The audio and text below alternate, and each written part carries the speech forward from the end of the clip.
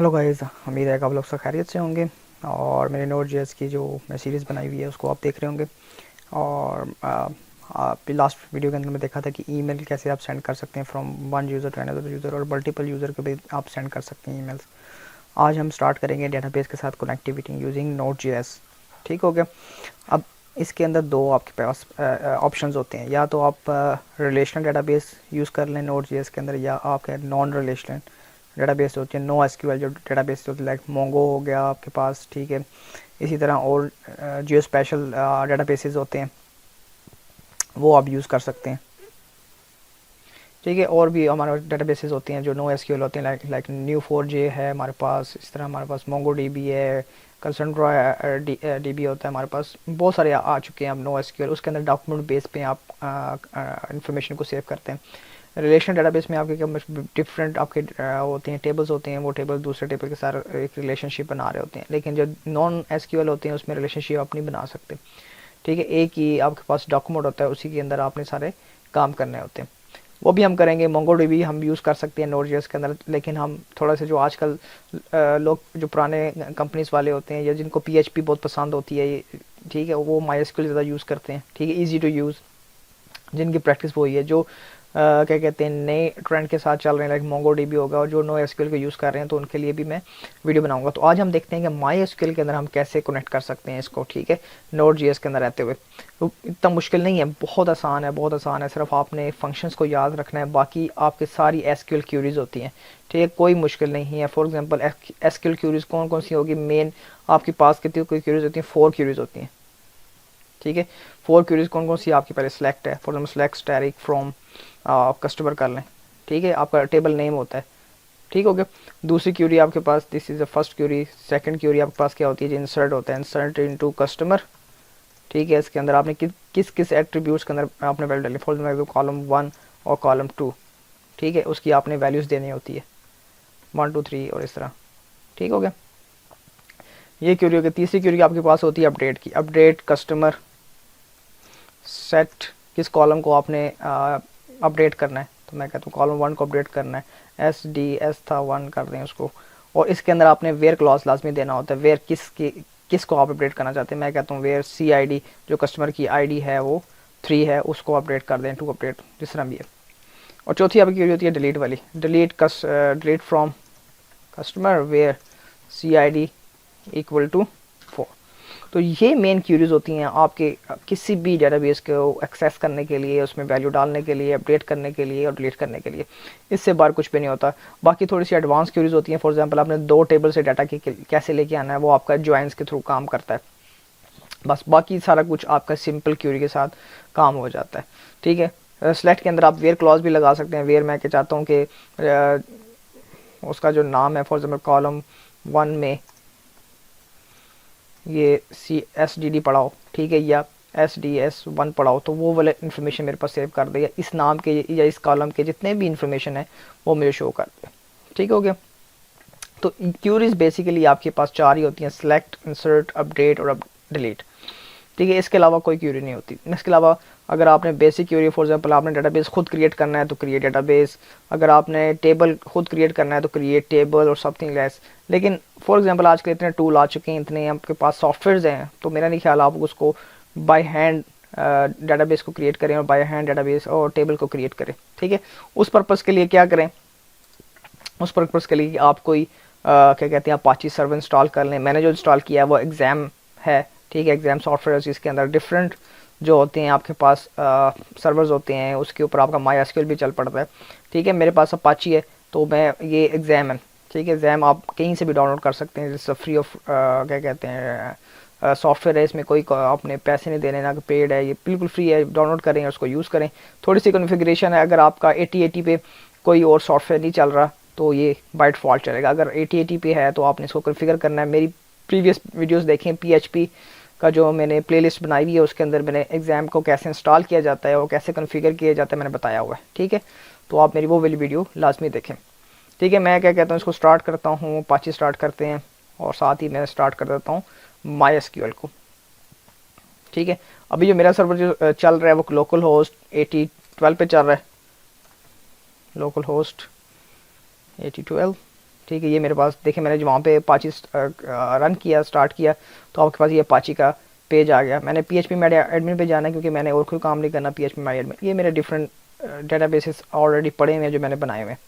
ठीक है, आज हम नया डेटाबेस बनाते हैं, डेट्स कॉल्ड न्यू पे क्लिक करता हूँ और यहाँ पे मैं कहता हूँ नोड DB, क्योंकि मैं अब आज Node.js के अंदर काम कर रहा हूँ, तो नोड DB मैं बना रहा हूँ।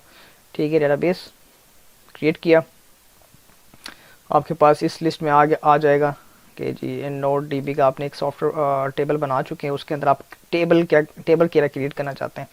अभी मैंने कस्टमर की किए थी, तो मैं कस्टमर का ही टेबल जनरेट करता हूँ। ठीक है, उसके अंदर मैं एक CID दे देता हूँ। ठीक है, इसको मैं ऑटो इंक्रीमेंट कर देता हूँ। जब ऑटो इंक्रीमेंट करेगा पूछेगा दिस इज प्राइमरी की, आप कहते हैं जी ओके।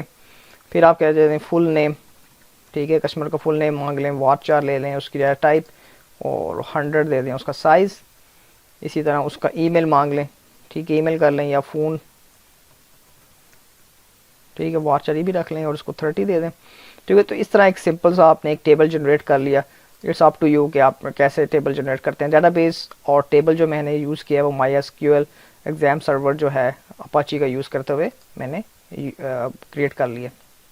अब इसके अंदर डेटाबेस जो है टेबल जो है वो एम्प्टी है। अब इसमें जो इन्फॉर्मेशन आएगी वो कहाँ से आएगी, वो हम Node.js के अंदर कनेक्ट करेंगे और उसकी हम क्यूरी वहाँ पे डिफ़ाइन करेंगे। चलाएं जी, चलते हैं। यहाँ पे एक मैं फ़ोल्डर क्रिएट कर लेता हूँ MySQL के नाम से ही।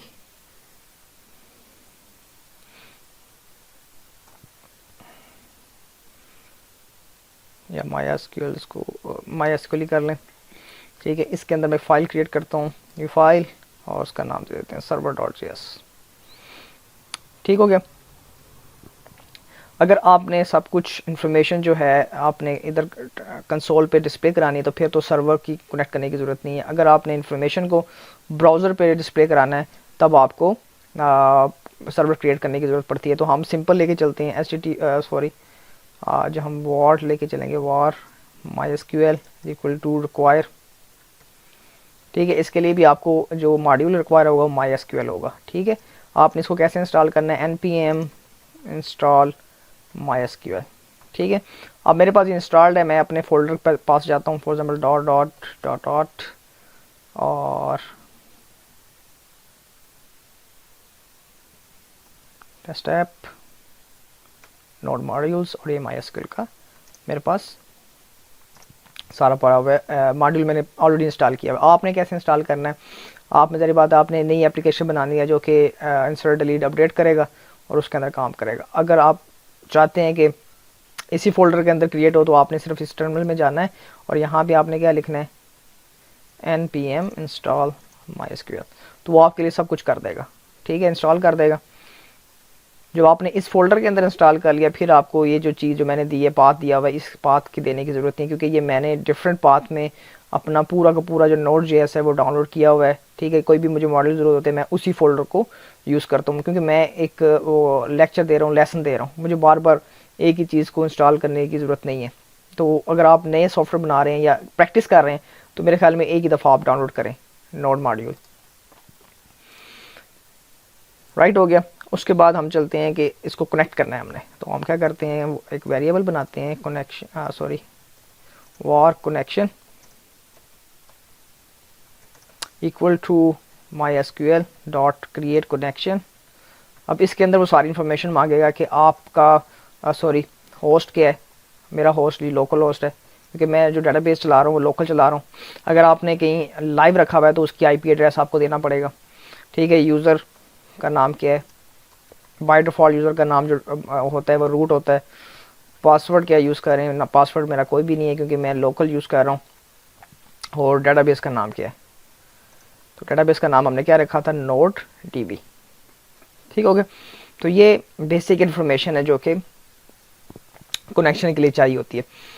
तो हम अब क्या करते हैं, सिर्फ कनेक्ट करके देखते हैं कि आया हमारा डेटाबेस कनेक्ट हो रहा है या नहीं हो रहा। तो उसके लिए मैं क्या करूँगा, connection dot connect, this is a function, built in function, और इसके अंदर क्या जाएगा जी, हमारे पास एरर जाएगा। तो मैं एरो फंक्शन यूज़ कर रहा हूँ, दिस वन। ठीक है, इफ़ एरर, थ्रो एरर कर दे। अगर एरर नहीं है कंसोल डॉट लॉग, तो वो क्या है, कनेक्टेड है। ठीक है, तो ये सिंपल सा कोड है कि आपने डेटाबेस की कनेक्टिविटी कैसे चेक करनी है, वो ऐसे चेक करनी है। तो हम इस कोड को रन करके देख लेते हैं। सॉरी, हमारे पास फोल्डर कौन था, सी डी MySQL। सॉरी, हमने फोल्डर जो है ईमेल के अंदर बना दिए।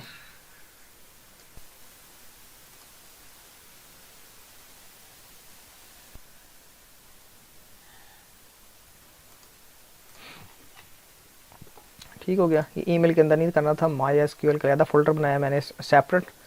ठीक है, अब मैंने ये किया, मैं इस फोल्डर में गया हूँ, नोट सर्वर का नाम दिया।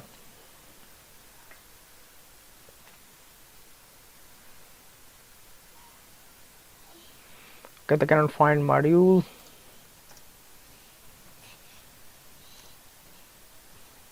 आई थिंक ये कहीं और चला गया, दोबारा से हम जाते हैं।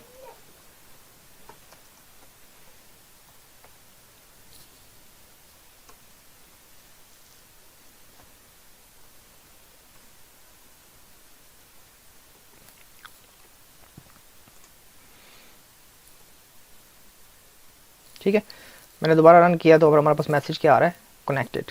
ठीक है, तो इस तरह आपने डेटाबेस MySQL का कनेक्ट करना है। नेक्स्ट वीडियो के अंदर देखेंगे कि how to insert data in MySQL using Node.js। तो अगली वीडियो के लिए वेट करें। See you guys in next video.